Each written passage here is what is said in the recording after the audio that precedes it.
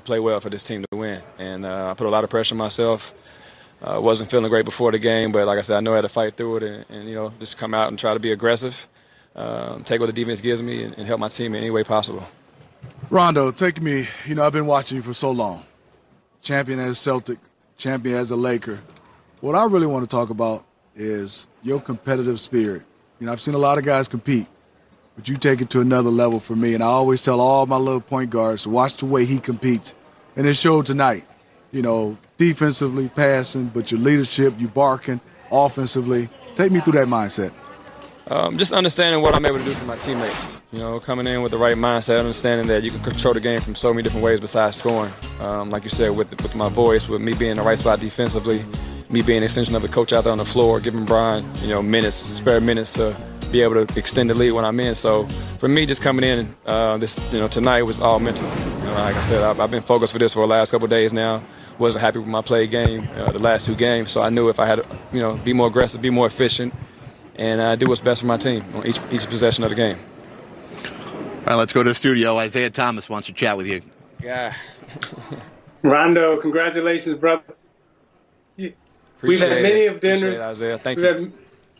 You're welcome. We've had many of dinners, many of conversations about, just basketball and winning. And I want to talk to you about now, after you've won championships, when you talk about being a coach, a GM in this league, how has that transferred to your playing ability now? Because not only have you been studying the game, but you also been studying the game for your next career in terms of coaching and GM. How did that help you tonight in this game?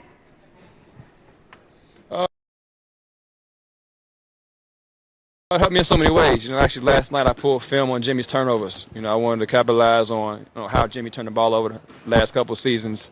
Well, not season, but last couple of series, and figure out how we could stop him. He's the quarterback for this team. He's the guy that makes them go, and we knew coming in tonight, focus, wanted to pretty much slow him down. So just coming in with that mindset, Coach Vogel allowed me to be in so many meetings, when I broke my thumb this past postseason. So that, being able to be in a championship coach's locker room and film session, understanding how they think, being able to pick their brain and learn as much as I can from those guys as well. So it was a hell of a ride. I'm definitely grateful for the opportunity to be able to position to be in a coach's meeting for 6 weeks while I was out, still staying engaged with the team and understanding the different schemes we need to make. The adjustments he made tonight, starting Alex Caruso, was a great adjustment. And like I said, we set the tone from jump. Brian wanted Jimmy from jump, and he came out and set the tone, and we followed his lead. Rondo, Gary Payton. I love you to death. Good, GP? What's going on? I always say it's only 2 point guards in this NBA, and it's you and Chris Paul. I say when you guys are on the floor, you guys control things and you do well, especially yourself. You remind me of myself because you're so gutsy. You got a lot of dog in you, and you don't back down from nothing. And I seen that tonight in this game when you came and established yourself. Even you said you didn't feel well, and you came out and did what you did. Explain that and explain to these fans of how tough that is and what your mindset is for you to get out there and do that. It was extremely tough. Being in this environment, not usually getting the proper meals that you normally eat. You know what I mean? It's just, not the proper sleep. So there's a lot of things going to factor in playing in this championship today for me, especially, like I said, I didn't feel well before the game, but I knew that, it didn't matter. I thought about MJ playing, having a hell of a game when he had the flu. So, you come out here with the mindset, no excuses, injury, play through injury, whatever it takes, to get the W. And it took 48 minutes of grinding. It took 12 months of grinding. It started a long time ago, but just to do it with these group of guys, it's very special. We've always believed in each other from day one. I told myself a story a couple years ago. I think it was 2017 when Brian lost to Golden State. I told myself if I was able to get with a guy like LeBron, there's no way there was going to be a team that beat us 4 times before we beat them 4 times. And I was just thinking from the mental aspect of, breaking down film, studying guys' tendencies, and just understanding being able to dominate mentally on the court. Because the game for me is more mental than physical. If I'm able to outsmart my man, I'll compare it to chess. If I'm able to make two steps ahead of, Mike or Jimmy, then we're ahead of the game. And if I got myself on the court along with LeBron James, I felt that it would be impossible for teams to beat us in 4-game series. I want to ask you more about that relationship, Rajon, because both you and LeBron have discussed the ways in which you've pushed each other. And we've seen so often, season after season, LeBron pushes teammates. But not as often have we seen any of his teammates push back the ways in which you have. How did your relationship propel this team forward? I think, just obviously the respect that we both have as far as IQ in the game and what we give into the game. Just be able to come together and understand and hold each other accountable. He's cussed me out a lot in this series. On the court, some of the gambles and mistakes I make. But, we just got a great relationship where we talk with each other. We understand we're all coming from a great place. And I expect greatness from him every night. Same thing. I hold 80 to the same pedestal. I got on him a little bit earlier in the first quarter. He was yelling back, but that's the kind of relationship we have. Being able to communicate in the heat of the moment and understanding it's all for the greater good of the team. So just being able to, he allowed me to hold him accountable and vice versa. So that's, it starts with him as well. And it's been a great relationship as far as just breaking down the game and dissecting opponents. He told me before the game tonight, he's like, we probably the only two that's, that been in this moment, closeout situation where we have to get over the hump. And tonight I wanted to come out and not necessarily let him down and also not let my teammates down. Me holding the second unit down and try to conduct the offense when he's off the floor and be able to hold that, that lead or increase the lead is something I take pride in, and I couldn't do it without my teammates. AC played well, Pope played extremely well for us, DG. Everybody stepped up tonight, and it was a great win for us as a team overall, and I'm just proud of the guys and how we performed tonight. Congratulations, Rondo. Thank you. Congratulations again to Rajon Rondo, the only player. A first-time champion, Anthony Davis. Congratulations. Champion. Thank you. When you were going through everything you were going through in New Orleans and all directions were pointing towards L.A., how much of a reality did you think in your first season with the Lakers you would win a championship? We thought it was very real. We came in with a mission. We came in with one goal, and the great thing is that we had a lot of vets because it could get tough with young guys, first coming to the league. Think about the first contract, think about how can they get their feet wet in the league, and having a lot of vets, guys wanted the mission. God said, we're going to do whatever it takes to make sure that we're going to win the championship. And for the guy's father who just threw the confetti on it, like Dwight, for a guy who's going to be a future Hall of Famer to come in and say, I'm going to play my role.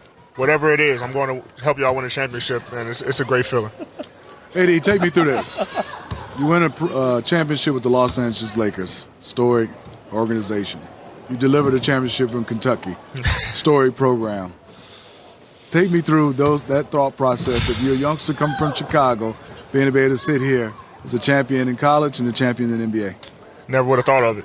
Obviously, you had those goals, and you want to reach them, but it's tough. It's tough, Steve. And going back to the one in Kentucky, being a guy who, until his senior year, wasn't recruited at all. I had one college offer in FC Cleveland State, and they kind of just, shape your mind that it make you want to push your dreams more. And when I, blew up and everybody started offering me and went to Kentucky, and once again, I've been blessed to be with a whole bunch of veterans and tell us like, yo, this is what it's going to be. We're going to win the championship. And then fast forward to tonight to do it with these guys who just compete. And want the best from me, get the best out of me, Rondo, Bron, especially telling me, I don't care what you do. You need to be a champion tonight. Go be great. And I can say that we did it. Well, not only are they celebrating in L.A. and in Kentucky for your success, but also, as you mentioned, Chicago. And maybe the greatest ever from Chicago is about to be in your ear. Here's Isaiah Thomas.